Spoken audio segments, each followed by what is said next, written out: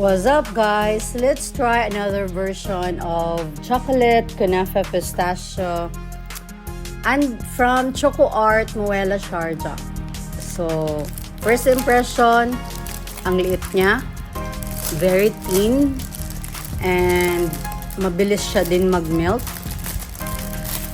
So, crispiness, you see, mabilis siyang mahati. And then you can feel the crunchiness also sa kunafe na part, yung feelings niya.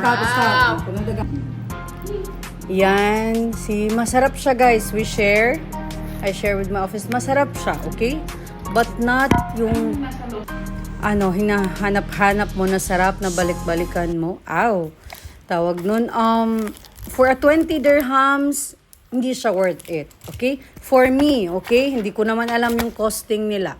But if I will compare yung sa Habib Bakery, yun lang sa kanila is masyadong makapal yung chocolate na hindi na naha-highlight kung ano talaga yung dapat i-highlight, which is the fillings. So, itry nyo, guys, yung difference kung kayo may chance kayong bumili. But, I still want to try the original though, the fix, you know? Hopefully, I can. So, try it!